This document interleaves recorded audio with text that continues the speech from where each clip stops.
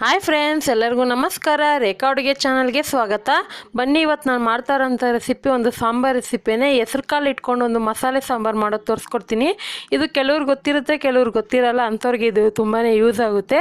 ಹೆಸರು ಕಾಲಲ್ಲಿ ಎಷ್ಟೋ ವೆರೈಟಿ ಮಾಡ್ಬೋದು, ಆದರೆ ಈ ಥರ ಒಂದು ಸಾಂಬಾರು ಮಾಡಿ ಮುದ್ದೆ ಜೊತೆಗೆ ತಿಂದು ನೋಡಿ, ತುಂಬಾ ರುಚಿಯಾಗಿರುತ್ತೆ. ಇದು ಯಾವ ರೀತಿ ಮಾಡೋದು, ಇದಕ್ಕೆ ಬೇಕಾಗುವ ಇಂಗ್ರೀಡಿಯೆಂಟ್ಸ್ ನೋಡೋಣ.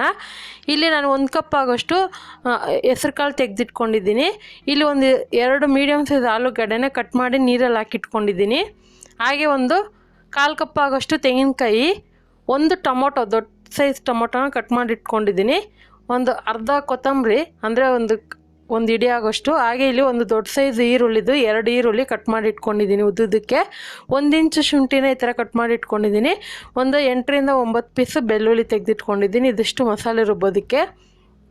ಈಗ ಒಗ್ಗರಣೆಗೆ ಸ್ವಲ್ಪ ಕರಿಬೇವಿನ ಸೊಪ್ಪು, ಖಾರಕ್ಕಿಲ್ಲಿ 1 ಟೇಬಲ್ ಸ್ಪೂನ್ ಆಗೋಷ್ಟು ಅಚ್ಕಾರದ ಪುಡಿ ತೊಗೊಂಡಿದ್ದೀನಿ. ಧನಿಯಾ ಪುಡಿ ಒಂದು 2.5 ಟೇಬಲ್ ಸ್ಪೂನ್ ಆಗೋಷ್ಟು ತೆಗೆದಿಟ್ಕೊಂಡಿದ್ದೀನಿ. ಒಂದು ಅರ್ಧ ಟೀ ಸ್ಪೂನ್ ಅರಿಶಿನ, ಇಲ್ಲಿ ಒಂದು 1 ಟೀ ಸ್ಪೂನ್ ಸೋಂಕಾಳು, 1 ಟೀ ಸ್ಪೂನ್ ಗಸಗಸೆ, ಹಾಗೆ ಇಲ್ಲಿ ಒಂದು 1.5 ಇಂಚದಷ್ಟು ಚಕ್ಕೆ, ಒಂದು 3ರಿಂದ 4 ಲವಂಗ ತೆಗೆದಿಟ್ಕೊಂಡಿದ್ದೀನಿ. ಒಗ್ಗರಣೆಗೆ ಎಣ್ಣೆ ಮತ್ತು ರುಚಿಗೆ ತಕ್ಕಷ್ಟು ಉಪ್ಪು. ಈಗ ಯಾವ ರೀತಿ ಮಾಡೋದಂತ ನೋಡೋಣ ಬನ್ನಿ. ಮೊದಲಿಗೆ ಹೆಸರು ಕಾಳನ್ನ ಯಾವುದೇ ರೀತಿ ನೆನೆ ಹಾಕೋದು ಬೇಕಾಗಿಲ್ಲ, ಹಾಗೆ ಡೈರೆಕ್ಟಾಗಿ ಮಾಡೋದು. ಸೊ ಅಷ್ಟೊತ್ತಿಗೆ ಇಲ್ಲಿ ನಾನು ಒಂದು ಬಾಣಲೆಯಲ್ಲಿ ಒಂದು 2 ಟೇಬಲ್ ಸ್ಪೂನ್ ಎಣ್ಣೆ ಹಾಕ್ಕೊಂಡು ಹಸಿ ಮಸಾಲೆ ರುಬ್ಬಿದ್ರೆ ಅದೇ ಒಂದು ಟೇಸ್ಟ್ ಬರುತ್ತೆ. ಅದೇ ನೀವು ಮಸಾಲೆನ ಫ್ರೈ ಮಾಡಿರಿ, ತುಂಬಾ ರುಚಿಯಾಗಿರುತ್ತೆ ಮತ್ತು ಕೆಡೋದು ಇಲ್ಲ ಸಾಂಬಾರು. ಈಗ ಇದಕ್ಕೆ ನಾನು ಈರುಳ್ಳಿ, ಬೆಳ್ಳುಳ್ಳಿ, ಶುಂಠಿ ಹಾಕ್ಕೊಂಡು ಅದ್ರ ಜೊತೆಗೆ ಗಸಗಸೆ, ಚಕ್ಕೆ, ಲವಂಗ, ಸೋಂಕಾಳು ಇಷ್ಟು ಹಾಕ್ಕೊಂಡು ಒಂದು ಈರುಳ್ಳಿ ಅರ್ಧ ಭಾಗ ಬೇಯಬೇಕು, ಆ ಥರ ಫ್ರೈ ಮಾಡ್ಕೊಳ್ಳೋಣ. ಈ ಥರ ಮಾಡೋದ್ರಿಂದ ಸಾಂಬಾರು ರುಚಿ ಕೂಡ ಚೆನ್ನಾಗಿರುತ್ತೆ, ಅದಕ್ಕೋಸ್ಕರನೇ. ಈಗ ಈರುಳ್ಳಿ ಒಂದು ಅರ್ಧ ಭಾಗ ಬೇಯುವಾಗನೇ ನಾವು ಒಂದು ಟೊಮೊಟೊ, ಹುಳಿ ಟೊಮೊಟೊದ ಹಾಕೋದಾದರೆ ಒಂದು ಚಿಕ್ಕ ಸೈಜದು ಹಾಕ್ಕೊಳ್ಳಿ. ನಾರ್ಮಲ್ ಫಾರಮ್ ಟೊಮೊಟೊ ಅಂದರೆ ಒಂದು ದೊಡ್ಡ ಟೊಮೊಟೊನೇ ಹಾಕ್ಕೊಳ್ಳಿ. ಇದೆಲ್ಲ ಹಾಕ್ಕೊಂಡು ಚೆನ್ನಾಗಿ ಫ್ರೈ ಮಾಡ್ಕೊಳ್ಳೋಣ. ಟೊಮೊಟೊನು ಪೂರ್ತಿಯಾಗಿ ಬೇಯಬೇಕಂತೇನಿಲ್ಲ, ಜಸ್ಟ್ ಅದೆಲ್ಲ ಬಿಸಿಯಾಗಿ ಕಲರ್ ಚೇಂಜ್ ಆದರೆ ಸಾಕು. ಒಂದು 2ರಿಂದ 3 ನಿಮಿಷದೊಳಗೆ ಈ ಮಸಾಲೆನ ಫ್ರೈ ಮಾಡಿಕೊಂಡು ಇದನ್ನು ತಣ್ಣಗಾಕ್ಬಿಡ್ಬೇಕು. ಇವಾಗ ಸ್ಟವ್ ಆಫ್ ಮಾಡಿಬಿಟ್ಟಿದ್ದೀನಿ. ಸ್ಟವ್ ಆಫ್ ಮಾಡಿಬಿಟ್ಟು ಕೊನೆಯಲ್ಲಿ ಧನಿಯಾ ಪುಡಿ ಹಾಕ್ಕೊಂಡು, ಆ ಧನಿಯಾ ಪುಡಿನೂ ಸ್ವಲ್ಪ ಬಿಸಿ ಆಗಬೇಕು. ಆವಾಗ ಧನಿಯಾ ಫ್ಲೇವರು ಸಾಂಬಾರಲ್ಲಿ ಹಾಗೇ ಇರುತ್ತೆ. ಸೊ ನೀವು ಡೈರೆಕ್ಟಾಗಿ ಹಾಕಿದ್ರೆ ಆ ಟೇಸ್ಟ್ ಬರೋದಿಲ್ಲ. ಸೊ ಇದನ್ನು ಸ್ವಲ್ಪ ಬೇಗನೆ ತಣ್ಣಗಾಗಕ್ಕೆ ನಾನು ನೀರು ಹಾಕಿ ಒಂದು 2 ನಿಮಿಷ ಬಿಡ್ತೀನಿ. ಸ್ಟವ್ ಆಫ್ ಮಾಡಿಬಿಟ್ಟು ಆನಂತರ ನೀವು ಧನಿಯಾ ಪುಡಿನೂ ನೀರು ಹಾಕಿ ಮಿಕ್ಸ್ ಮಾಡ್ಕೊಳ್ಳಿ. ಇವಾಗ ಇದು ತಣ್ಣಗಾದ್ಮೇಲೆ ಒಂದು ಮಿಕ್ಸಿ ಜಾರ್ಗೆ ಹಾಕ್ಕೊಂಡು ಇದ್ರ ಜೊತೆಗೆ ಕೊತ್ತಂಬರಿ ಮತ್ತು ತೆಂಗಿನಕಾಯಿ, ನಿಮಗೆ ತೆಂಗಿನಕಾಯಿ ಎಷ್ಟು ಜಾಸ್ತಿ ಇಷ್ಟಪಡೋದಾದರೆ ಜಾಸ್ತಿನೂ ಹಾಕೋಬೋದು. ಯಾಕಂದರೆ ಮಸಾಲೆ ಸಾರಿಗೆ ತೆಂಗಿನಕಾಯಿ ಕಡಿಮೆ ಹಾಕಿದ್ರೆ ಕೆಲವ್ರಿಗೆ ಗ್ಯಾಸ್ಟ್ರಿಕ್ ಪ್ರಾಬ್ಲಮ್ ಇರುತ್ತಲ್ಲ, ಅದಕ್ಕೋಸ್ಕರನೇ ಕಡಿಮೆ ಹಾಕ್ಕೊಂಡು ಇದನ್ನು ನುಣ್ಣಗೆ ರುಬ್ಕೊಳ್ಳಿ. ಇವಾಗ ರುಬ್ಬಿದಾಗಿದೆ ಮಸಾಲೆ. ಈಗ ನಾನು ಕುಕ್ಕರಲ್ಲಿ ಮಾಡಿ ತೋರಿಸ್ತಾ ಇರೋದು. ಇವಾಗ ಕುಕ್ಕರ್ಗೆ ಒಂದು 3 ಟೇಬಲ್ ಸ್ಪೂನ್ ಎಣ್ಣೆ ಹಾಕ್ಕೊಂಡಿದ್ದೆ. ಇವಾಗ ಎಣ್ಣೆ ಬಿಸಿ ಆದಮೇಲೆ ಇದಕ್ಕೆ ಕರಿಬೇವಿನ ಸೊಪ್ಪು ಮತ್ತು ಕಟ್ ಮಾಡಿರೋಂಥ ಆಲೂಗಡ್ಡೆ ಮತ್ತು ಹೆಸರು ಕಾಳು ಹಾಕ್ಕೊತೀನಿ. ಹೆಸರು ಕಾಳನ್ನ ಚೆನ್ನಾಗಿ ತೊಳೆದ್ಬಿಟ್ಟು ಯೂಸ್ ಮಾಡ್ತಾಯಿದ್ದೀನಿ ನಾನು. ಮತ್ತು ಇದನ್ನು ಏನು ಮಾಡಬೇಕಂದ್ರೆ ಒಂದು 2 ನಿಮಿಷ ಹಾಗೆ ಫ್ರೈ ಮಾಡ್ಕೊಳ್ಳಿ. ಫ್ರೈ ಮಾಡೋವಾಗೇ ಇದ್ರ ಜೊತೆಗೇನು ನಾನು ನಿಮ್ಗೆ ಇಷ್ಟವಾಗಿರೋಂಥ ತರಕಾರಿ ಸಹ ಹಾಕೋಬೋದು. ಅಂದರೆ ಕಾಲಿಫ್ಲವರು, ಕ್ಯಾರೆಟು, ಬೀನ್ಸು, ಬದನೆಕಾಯಿ ಆ ಥರ ಎಲ್ಲ ಹಾಕೊಬೋದು ಡಿಫ್ರೆಂಟಾಗಿ ಬೇಕು ಅಂದರೆ. ಬೈ ಚಾನ್ಸ್ ನೀವು ಚಪಾತಿಗೆ, ರೋಟಿಗೆಲ್ಲ ಮಾಡೋದಂದರೆ ಮಿಕ್ಸ್ ತರಕಾರಿ ಹಾಕ್ಕೊಂಡು ಮಾಡ್ಬೋದು, ತುಂಬಾ ರುಚಿಯಾಗಿರುತ್ತೆ.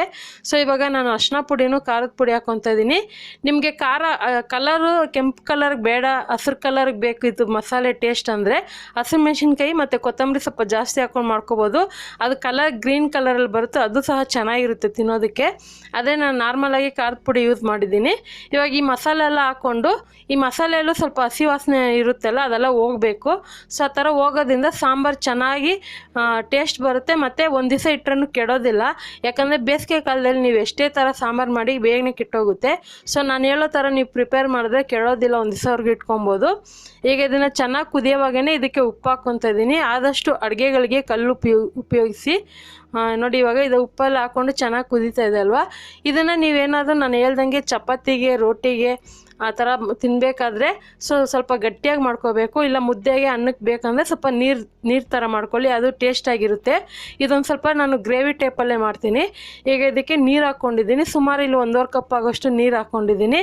ಉಪ್ಪು ಖಾರ ಚೆಕ್ ಮಾಡ್ಕೊಳ್ಳಿ. ಖಾರ ಕಡಿಮೆ ಅನಿಸಿದ್ರೆ ಒಂದು ಸ್ವಲ್ಪ ಖಾರದ ಪುಡಿ ಹಾಕ್ಕೊಳ್ಳಿ. ಉಪ್ಪು ಸ್ವಲ್ಪ ಕಡಿಮೆ ಇದ್ದರೆ ಉಪ್ಪನ್ನು ಹಾಕ್ಕೊಳ್ಳಿ.